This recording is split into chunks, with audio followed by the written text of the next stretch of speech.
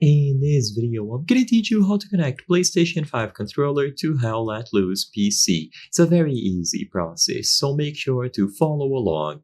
To play Hell Let Loose on any platform, either Steam or Epic, using a PlayStation 5 controller, you might have to download an additional tool to set it up. So if you want to ensure that it works, follow the instructions in this video and you will be able to get it done.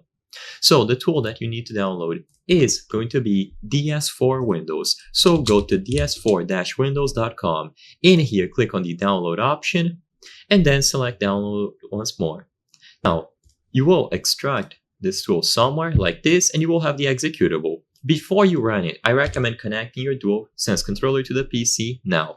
So you have two ways of doing this. You can do it wirelessly through Bluetooth or use a cable. If you want to do it through Bluetooth, set your controller into pairing mode by pressing and holding the PlayStation and the share button simultaneously for a couple of seconds. So press the PlayStation and the share button down. And it is going to look for nearby devices. This will be indicated by the light bar flashing. Once you enable Bluetooth on your PC or laptop and you choose the option to add a device, you should see the DualSense controller appear on the list. Alternatively, if you want to do a wired connection, you plug one end of a USB cable into your PC or laptop and the other one into the controller. There is no secret to this, so you just use a standard USB cable.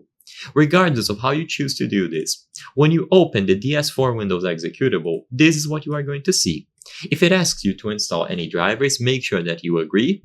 And now, if your controller is successfully connected, it is going to appear under the Controllers tab like this.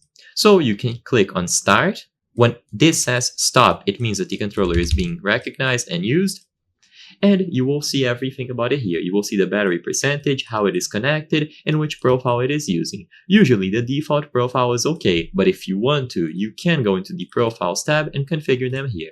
And with this done, just launch Hell Let Loose, let DS4 Windows run on the background, and you will be able to use your PlayStation controller. Now, before I end the video, I want to highlight something I've noticed. When I went to the channel metrics, I saw that 83% of you are not subscribed. If you subscribe, you can help us from the channel bring you the best solutions to your problems, just like with this Hell Let Loose video. So consider subscribing, it helps us a bunch. Thank you for watching, and I'll see you on the next one.